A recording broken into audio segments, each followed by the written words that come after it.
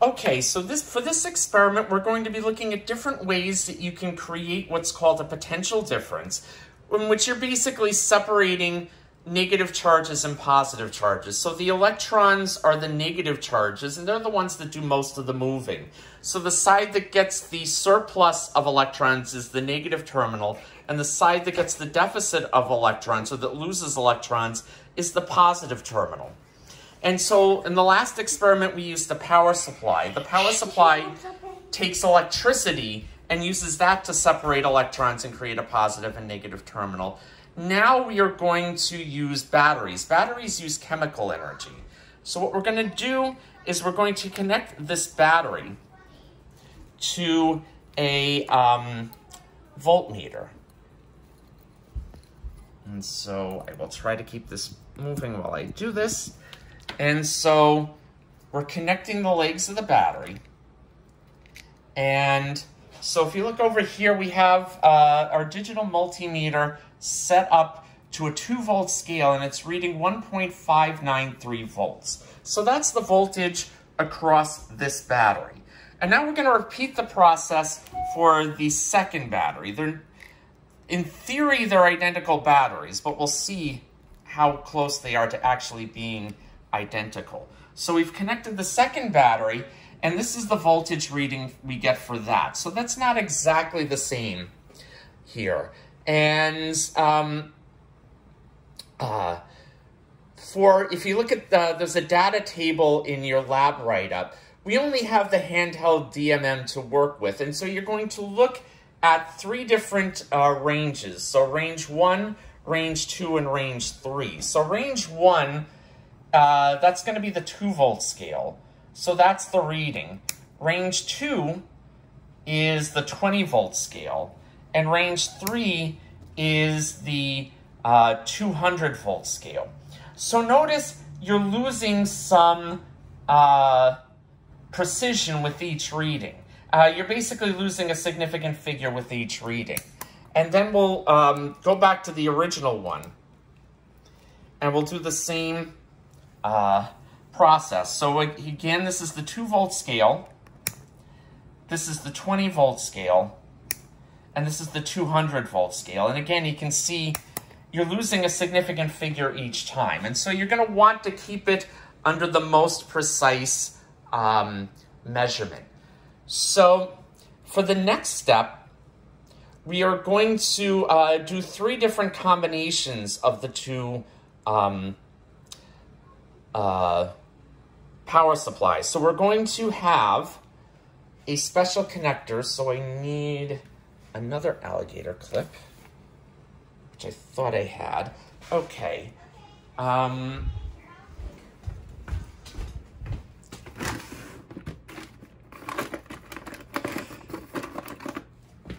Back to my collection of supplies.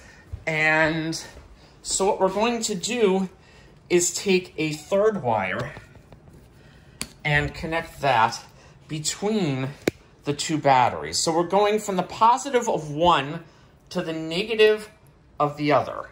And we're going to measure the voltage reading from that. And that's going to be, if you look on your table, let's get that back up.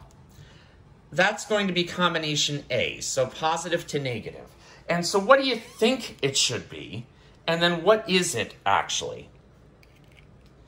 And so for the 2-volt scale, it's off scale, so it's something greater than 2. And so here's how it looks at the 20-volt scale. And so that's what you're going to measure. And so that's going from the positive to the negative. Again, the positive is where there's a bump or a little knob at the end. So the second combination is positive to positive. So now we are going to switch this so the connection between the batteries is going from positive to positive. And then we connect. And what's our voltage now? And again, what do you expect it to be? So this is how it looks on the 2-volt scale. And then what we're going to do after that is negative to negative. So we're going to reverse the leads completely. So that's negative to negative. So that's how they're being connected. And so we've got the negative on one leg and the positive on the other leg. And so this is the reading you get in your voltmeter. So if you go back to this table, those are your measured EMFs. That's going to be this column. And then you have your theoretical EMFs. Well, what would you expect your readings to get? And estimate the uncertainties in those readings. So here it's to the lowest thousandth of a volt, or at least when you're on the 2-volt scale, you measure it to the lowest thousandth of a volt. And so that's what we're going to be doing with batteries today. Or that's as far as measuring the voltages directly. Now we're going to connect the batteries positive to negative. So the way we get maximum all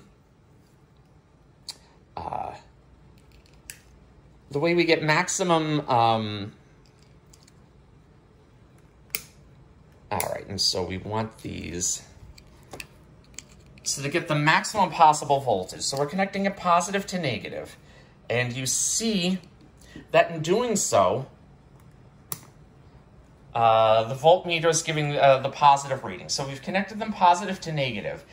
Now what we're going to do is connect an object called a resistor to the circuit. So it looks like we are going to need a couple more wires and a couple of more clips for that. So I will get back to that. And okay, so here are 2 more clips. We're going to need those. And get 2 more wires from the bottom. There's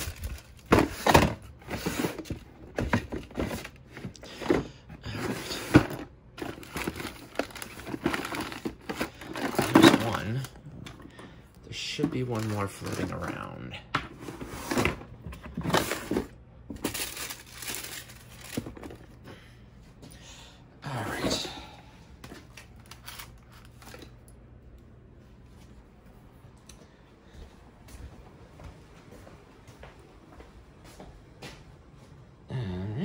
And so we're going to go from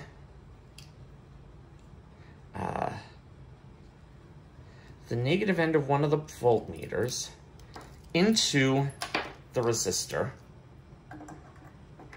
and then out of the resistor back to the battery.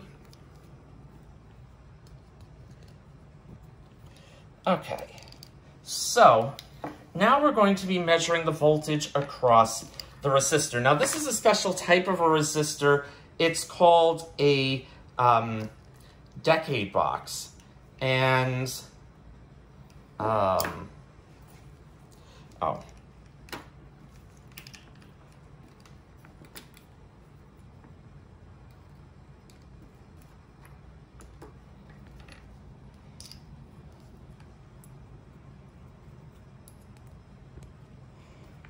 right.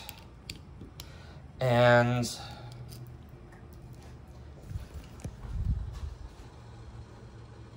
so this decade box, you can manually adjust the resistance to that. So we've got it set for 100 ohms.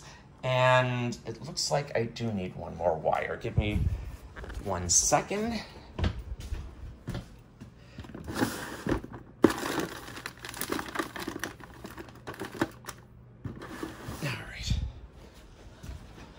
We'll put this wire between the 2 batteries and get that back.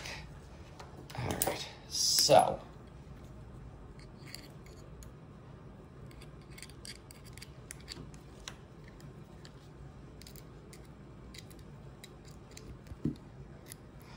we got a small connecting wire. Okay, so that's between the 2 batteries, and it's the positive of one and the negative of connected to the negative of the other. So we're going to come out of the positive like this and into the red terminal of the resistor. And then we're going to connect a black wire out of the red terminal of the resistor into here.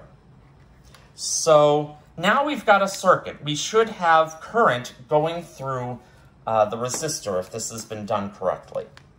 So now we're going to measure the voltage across the resistor. So we connect from red to here, and we're going to see how much voltage we get across the resistor. So we're going to connect black to the black terminal. And so you see how much voltage we get across the resistor. Notice it's not all of it going across the resistor. And so some of the voltage has to be accounted for in other places. So can you think of another place where there might be resistance in the circuit? And so that's what you're going to ask. And so that's with the 100 volts. And so that's the voltage there. And if you notice, there's a table. So you have the battery load, 100 ohms and 1,000 ohms. So what we're going to do is adjust that, bring that down to 0, and bring that to 1. So now there's 1,000 ohms in the resistor. And now how much resistance is, or voltage is across the battery? Notice it went up as the resistance increased. So normally you might think, well, if all the voltage were going across this resistor, it shouldn't change. But all the voltage isn't going across this resistor. So then the question is why? And so that's what you're going to measure. So this is the voltage for the 1,000 ohm resistor, and the previous voltage reading was the voltage with the 100 ohm resistor. So now we're going to get to the third part of the experiment, which is the thermocouple. And we're going to cheat a little bit because it's we're going to assume the ice is 0 degrees Celsius, and we're going to assume the boiling water is 100 degrees Celsius. The body temperature, you can assume 98.6 degrees Fahrenheit. So if you don't know how to convert to Celsius, you're going to need to find that conversion. And then the room temperature is 73. That's 73 degrees Fahrenheit. So you're going to need to convert that to Celsius. So those are the four things we have on the right. And what we're going to do is measure the voltage across a thermocouple. So we're going to disconnect this circuit. We're not going to need the batteries anymore. What we are going to need still, however, is the voltmeter, or the DMM connected to measure voltage. So we'll get our other tools or other equipment and put it aside. And so get those wires out of the way. And so we will connect alligator jacks. Need help? To one of them. And yes, I'm going to need help in a second. So hold this a second. Okay. So we've got the alligator clips, and we're going to connect it to this little device. This is called a thermocouple. A thermocouple measures a potential difference that depends on temperature, or a change in temperature creates a change in potential difference. So when we connect the leads to the thermocouple, so this is room temperature, again, 73 degrees Fahrenheit, like we showed. And so right now we are getting, let's put this in a smaller reading as possible. Dad, I just have this question. Why couldn't we keep the ice in the fridge to prevent it from melting? That's just my question. So we're going to, and so so this is millivolts. So you're getting a tiny voltage out of this. So 0.4 volts. What I've done is I've put my hand on the lead. And so what that does is it warms up the thermocouple, and you see that increases the voltage. Aim to the voltmeter, please. Give it to me. Oh, okay. And you see I'll hold it. it increases the voltage. Give it to me. it increases the voltage, and it increases the voltage slightly, so that's 0.4 millivolts. So that's a very tiny amount. But that change corresponds to your body temperature, which isn't a whole lot different than room temperature, which was 73 degrees Celsius. And like I said, in your table, you're going to need to convert those 73 degrees Fahrenheit. So you're going to need to convert that to Celsius, and you're going to need to convert 98.6 degrees Fahrenheit to Celsius. But now what we're going to do is bring over the bucket of ice. And so we have a bucket of ice. Put it on the table, please. Where? Right in front of you. That's fine. And so now we're going to stick the thermocouple inside. And notice how... It went up. Well, it went negative. So now it's negative 1.1. That's totally okay. It's negative 1.2 millivolts. So again, it's not a huge change in voltage, but it's something that you can see. So it's a measurable difference. What? What happens if you maybe try to get it down to the bottom? Well, you might be able to get it a little bit colder, but I'm not certain. Let me try. The bottom. Can I try? Yes, you can try. You can see how far down you can get it, and or how cold I can get it. Yeah. That looks like a nice cold spot. Okay, so yeah, we're getting negative 1.1 volts. So for room temperature, it was 0 millivolts. For body temperature, it was 0.4. For 0 degrees Celsius, it was minus 1.1 or minus 1.2. And now we're going to get to the really tricky one. You notice I have a pot of boiling water. So this one I'm going to ask you not to help me, Inga. And so what we're going to do is to send the wire into the boiling water, and you get to see how much change that makes on the reading. Wow, and it does! You can see, sticking it on the bottom of the pot, that's 3.9 millivolts, and that's positive. So again, sign matters. That when it cooled off, it got negative, and when it warmed up, it got positive. So what you're going to do is make a plot of these 4 data points, and then extrapolate from that if you expose the thermocouple to a temperature of 200 degrees Celsius, what would the what value would you expect for the voltage reading? And again, the voltage is in millivolts, so make sure you get your units correct on that. So, not to waste any more energy. So, that's your table. And again, for the ice, you can use 0 degrees Celsius. For boiling water, you can use 100 degrees Celsius. The room temperature is 73 degrees Fahrenheit. You're going to need to convert that. And the body temperature is 98.6 degrees Fahrenheit. You're going to need to convert that. And you've got the EMF. Can I ask you a question? Why are we measuring one thing in Fahrenheit and the other thing in Celsius? Because that's what the measurements were given in. Okay. But you're going to want... No, not really. So, and that brings us to the photocell part.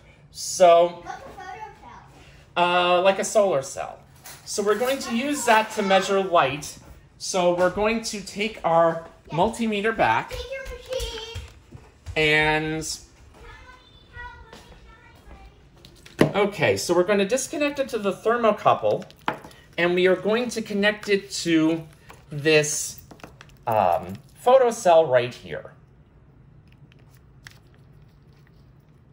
And so you see the voltage reading, and this is in millivolts. So, and that was with it upside down. So we've got an ambient reading. It's a little bit variable. So this is full room light. And so it's a little bit variable, but you can take a reading. I guess it's gonna, let's put it out in the window a bit more. Maybe that'll stabilize it. So we've got, okay, I mean, I guess it's depending on, where the light is going. But you can take any one of those readings for now. We're not going to, this reading, you can afford to have it variable. And so then you were asked to put an opaque object in front. So we're going to take this decade box resistor, stick it in front, and cover the photocell, and then see what happens to the reading. And so it's not blocking everything, but you see it's blocking an awful lot of the reading. And so it goes down to 1.0 millivolts. So we're still on the millivolt scale. Now we're going to put it underneath a light. So we're going to get a bright light on it. And so we've gone off the millivolt scale here. So if we go to 2 volts, we're at 0.349 volts. So that's about 348 millivolts. And so that's with full light. Now what we're going to do is get some sheets of paper. I got to see where I put the sheets of paper.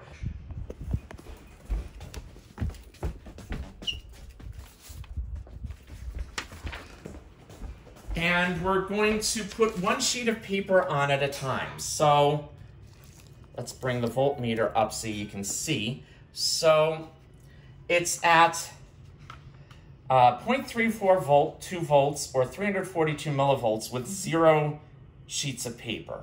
Now we're going to put 1 sheet on top.